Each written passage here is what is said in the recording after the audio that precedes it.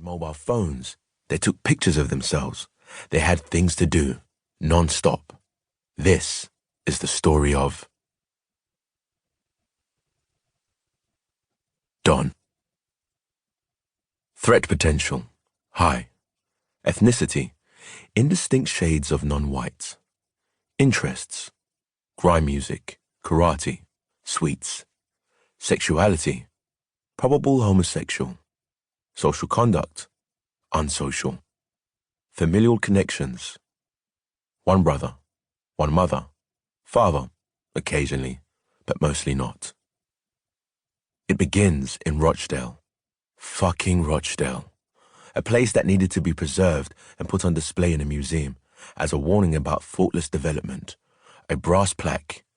This is how people live in the new millennium if they are not suitable to market conditions. A catchment basin for the superfluous. A pool of non-genetically modified rejects. So, right, Rochdale.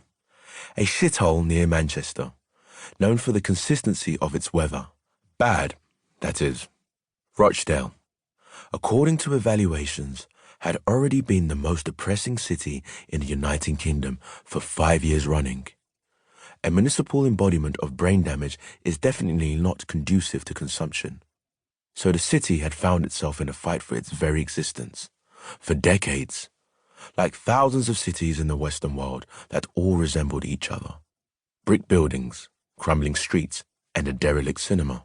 Shuttered post offices, shuttered supermarkets. Nobody needs those things anymore because it's the internet era. You can stream any film and buy all essential foodstuffs, meaning margarine and white bread, delivered in cardboard boxes. Though the residents might as well have sprinkled wallpaper with salt and devoured that. Among the relatively limited circle of objectophiles, Rochdale was known for its 7 social housing towers.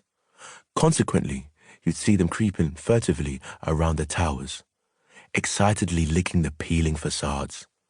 There was always something happening at the Seven Sisters, which was the building's unofficial name. And it usually had to do with the demise of a resident. Don envied the people who got to live there. They had more interesting lives, more interesting than hers, which took place in a totally ordinary social housing complex a few minutes away. In the Seven Sisters, the drug trade was run on a grand scale. Family members killed each other, and time and again people jumped, or, let's say, slipped out of upper-story windows. Don had never seen a dead body at that point, and was convinced that the sight of one would reveal a great secret. Perhaps it would open its eyes, the corpse, and in the manner of a helmet-haired BBC reporter ask, "So, just what is it like for a young person?" Pausing, considering the best way to phrase it, to grow up in this city. Don would act as if she were thinking the question over and then say, "You know, people all regard the life they know as normal. You just don't know anything else. I was born here and never questioned the city or its shabbiness. It's just the way it is, like the bad weather, like the boring school holidays.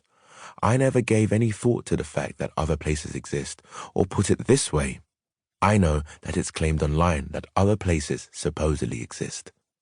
The corpse would persist. "Is your manner of speaking really appropriate for a child?" Before reverting to being dead again. Don was no longer an extension of her parents, but an autonomous person. She was no longer scared when her mother wasn't around, no longer searched her face for signs of trouble, no longer asked herself how she could please her mother. In short, Don no longer asked herself what she could do in order to finally feel loved. Don did better without this total emotional dependency. If she were older and more convinced of her own importance, she would have mumbled things like, "I'm perfectly capable of being on my own."